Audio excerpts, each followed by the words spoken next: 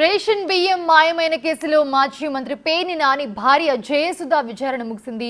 బందర్ తాలూకా పిఎస్లో విచారణ జరుగుతూ ఉండగా వైసీపీ శ్రేణులు నిరసనకు దిగారు. అక్కడ ఆరోగ్య సమస్యలతో బాధపడుతున్న వ్యక్తిని ఎంతసేపు విచారణ చేస్తారని ఆమె తరపు న్యాయవాదులు ప్రశ్నిస్తూ ఉన్నారు.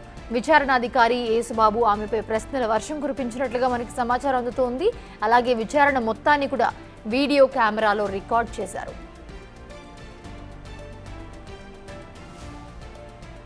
మీరు చెప్తారు, మాకు తెలియదు, మాకు కూడా ఇబ్బంది ఉందని బెల్ట్ వేసుకొచ్చారు. హాస్పిటల్ బెల్ట్ వేసుకుని వచ్చారు మేడం గారు. కంగారు మా కంగారు మాకు ఉంటుంది, మీకు ఎందుకు ఉంటుంది? మేడం గారు ముందు మాకు ఉంటుంది కంగారు, మా మనిషి కాబట్టి. జరుగుతుంది సార్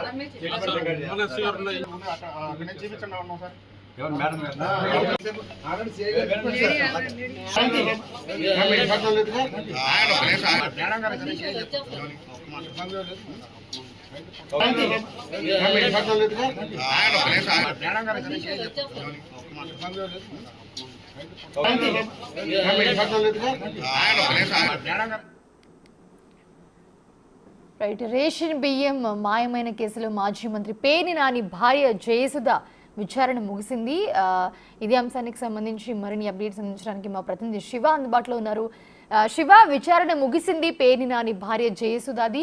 సో మరోపక్క విచారణ జరుగుతూ ఉండగా నిరసనకు దిగారు వైసీపీ శ్రేణులు. సో ఏంటి, ఏం చెప్పారు విచారణలో, ఎంతసేపు విచారించారు?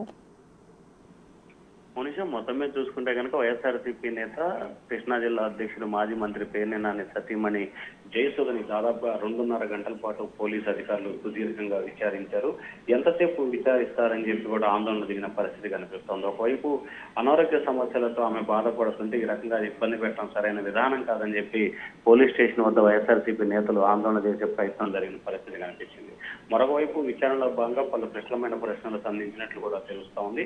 విచారణ మొత్తాన్ని కూడా న్యాయవాదుల సమక్షంలో వీడియో ఫుటేజ్ ని రికార్డ్ చేసినట్టు తెలుస్తా ఉంది. అయితే ప్రధానంగా చూసుకుంటే అసలు ఈ రేషన్ కూడా మీరు ఎప్పుడు తీసుకున్నారు, రేషన్ కూడా తీసుకున్న తర్వాత వీటికి సంబంధించిన లెక్కలు ఎవరు చూస్తారు, ఎప్పుడు ఎన్నో తేదీన మీకు రేషన్ స్టాక్ వస్తుంది, ఎన్నో తేదీన మీ దగ్గర నుంచి డిస్పాచ్ అవుతుంది, డిస్పాచ్ అయిన సమయంలో ఎవరు రిసీవ్ చేసుకుంటున్నారు, లోడ్ అయ్యే సమయంలో ఎవరు రిసీవ్ చేసుకుంటున్నారు, వీటికి సంబంధించిన రికార్డ్స్ అన్ని ఎవరు మెయింటైన్ చేస్తున్నారు, ఎవరి వద్ద ఉన్నాయి, వీటికి సంబంధించిన ఆధారాలు, బిల్స్, డేటా ఇవ్వాలని చెప్పి కూడా కోరినట్లు తెలుస్తా ఉంది. దాంతో పాటుగా తాము విచారణకు పిలిచిన సమయంలో ఖచ్చితంగా రావాలని చెప్పి మరొక అంశం కూడా చెప్పినట్టు తెలుస్తా ఉంది.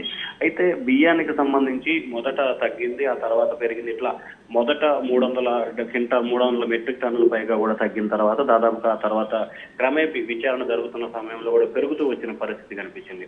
మొదట దాదాపుగా ₹1,00,00,000 పైగా నగదు చెల్లించారు, ఆ తర్వాత ఇంకో ₹1,70,00,000 చెల్లించాలని చెప్పి నోటీసులు ఇచ్చిన నేపథ్యంలో అసలు ఈ బియ్యానికి సంబంధించి ఎంత మేరకు తగ్గింది, అలాగే మీ అంశానికి సంబంధించి మానస తేజ వ్యవహారం ఎప్పటి నుంచి జరుగుతుంది, ఆయన ఏవే విషయాలను చూడటం జరిగింది, అలాగే కాకినాడ పోర్టుకు సంబంధించిన బ్రోకర్ల వద్ద నుంచి కూడా తేజ అకౌంట్ కి డబ్బులు వచ్చినట్టు తెలుస్తా ఉంది.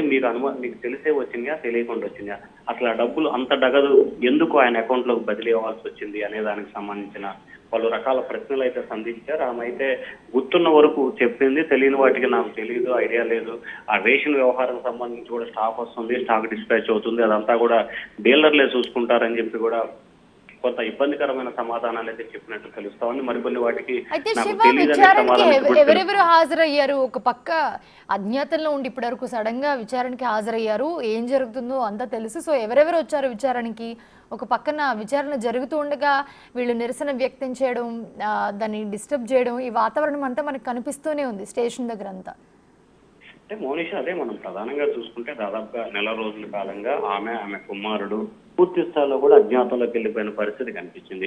తాజాగా పోలీసులు నోటీసులు ఇవ్వడంతో కూడా నిన్న సాయంకాలం పోలీసులు ఇంటికి నోటీసులు అంటే ఇవ్వడం, ఈ రోజు ఉదయం ప్రత్యక్షం అవటం, వెంటనే నూతన సంవత్సరం నేపథ్యంలో కార్యకర్తలు నేతలను కలవటం, ఆ తర్వాత 2 గంటలకు రావాలని చెప్పి పోలీసులు కోరిన నేపథ్యంలో 2:30 సమయంలో ఆమె న్యాయవాదులు కొంతమంది వైఎస్ఆర్సీపీ నేతలు కలిసి ఆమె పోలీస్ స్టేషన్కి రావడం జరిగింది. అలాగే ఆమె విచారణకు వెళ్తున్న సమయంలో కూడా మేయర్ వాహనంలో కూడా వెళ్ళినట్లు తెలుస్తా ఉంది. మేయర్ వాహనం అంటే ఖచ్చితంగా ప్రభుత్వానికి సంబంధించిన వాహనం. ఈ వాహనంలో వెళ్ళటం కూడా కొంత వివాదానికి తావిచ్చే పరిస్థితి అయితే కనిపిస్తుంది. కానీ ఆమె అనారోగ్యంతో బాధపడుతుంది, అందుకే ఇన్ని రోజులు అందుబాటులో లేరు. కావాలనే రాజకీయ దురుద్దేశంతో ఈ రకంగా వేధింపించడం సరైన పద్ధతి కాదని చెప్పి కూడా కొంతమంది ఆమెతో వచ్చిన పార్టీ కార్యకర్తలు చెప్పినట్టు తెలుస్తా ఉంది.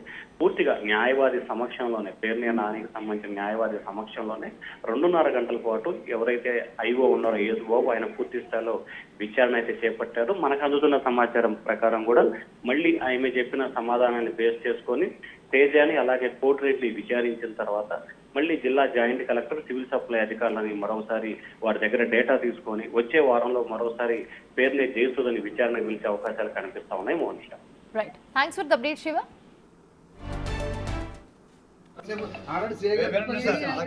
అని చెప్పారు మేడం గారు బాగానే ఉన్నారు, సార్ సమాధానం చెప్తున్నారు. 10 minutes అయిపోతుంది. ఓకేనండి, బాగా ఉన్నారని మీరు చెప్తున్నారు, మాకు తెలియదు, మాకు కూడా ఇబ్బంది ఉందని ఆ బెల్ట్ వేసుకొచ్చారు, హాస్పిటల్ బెల్ట్ వేసుకుని వచ్చారు మేడం గారు. మీరే కంగారు కంగారు కాదు, మా కంగారు మాకు ఉంటుంది, మీకు ఎందుకు ఉంటుంది? మేడం గారి ముందు మాకు ఉంటుంది కంగారు, మా మనిషి కాబట్టి. ఏం లేదండి, జరుగుతుంది. సార్ చూపించండి ఎవరు మేడం గారు?